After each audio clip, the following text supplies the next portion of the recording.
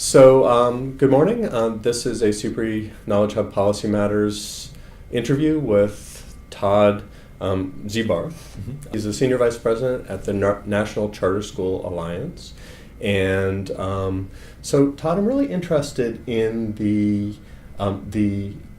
ways that charter schools are going to play a role in the new devolved environment where ESSA is really increasing state capacity to make decisions. Mm-hmm.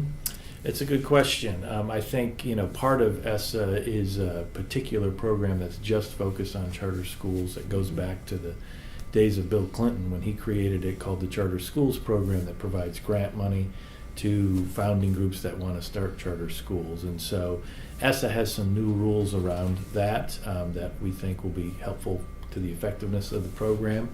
And beyond that, charter schools have to be a part of the state standards and tests and accountability systems. And so whatever flexibility states create around those things for traditional public schools will also impact charter schools. What are some of the big advantages of a school that becoming a charter school?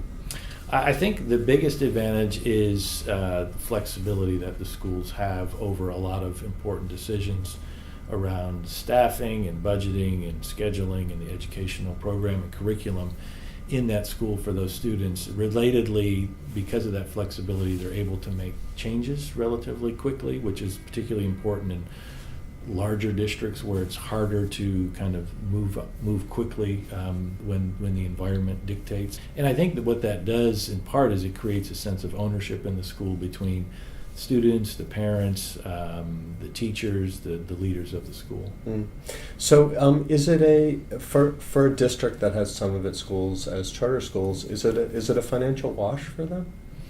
Well, I think in a way it is, and in a way it isn't. The way it is the fact that whatever dollars associated with a student, whether it's federal, state, or local, theoretically should follow that student. Sure. To the public charter school. However, research shows that about 72 cents on the dollar actually follows the student to the school, and the 28 cents is usually facility costs, which is really one of the sunk costs that districts have to contend with no matter how many kids are there. So yes, it's a wash in the sense that money follows the kid. But districts do have some expenses that they still have to make, but they retain 28 cents on the dollar, so we feel it's a wash in that sense too, and that they actually do keep the resources to be able to handle those expenses.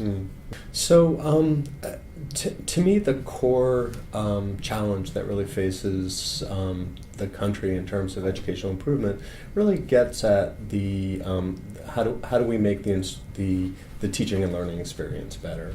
And so do you view charter schools more as a organizational effort versus a instructional core effort, or how do you see those two? It is definitely an organizational type of change, but that's not the end. The end is to improve the teaching and learning experience. And I think that the belief is that if we do change or allow different organizational arrangements, they will be able to improve education for more kids. Okay. And so charter schools have been, you mentioned, they sort of caught fire under Clinton, and then they've accelerated under Obama, and we're expecting to see more developments in this way under Trump.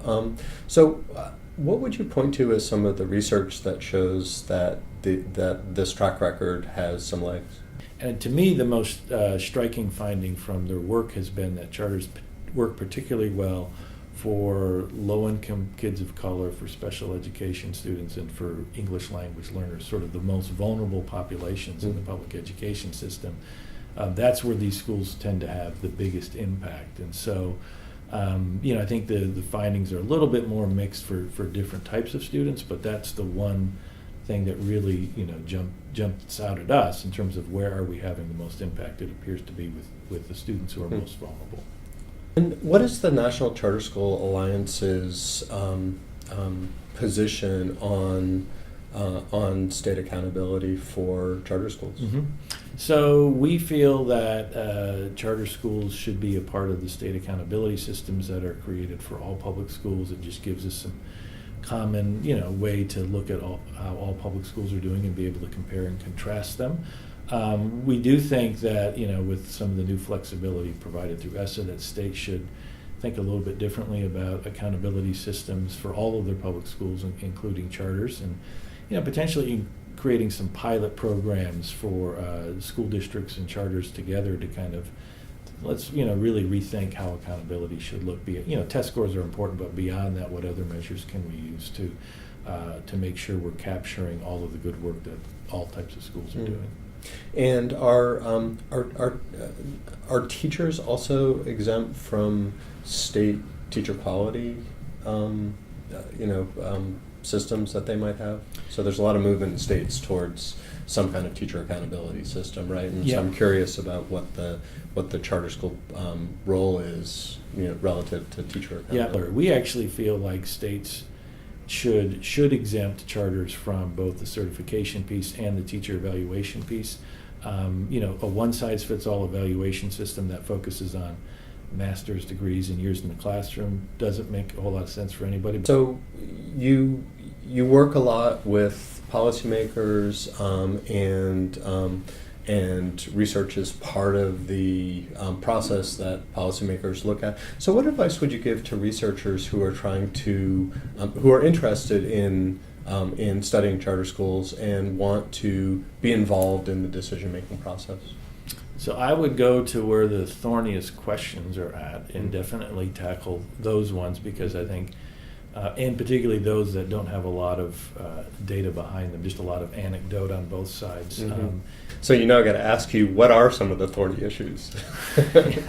So I think special education continues to be a thorny issue. There are a lot of misconceptions out there around it. So I think really trying to better understand what's happening with that one is probably worth looking at.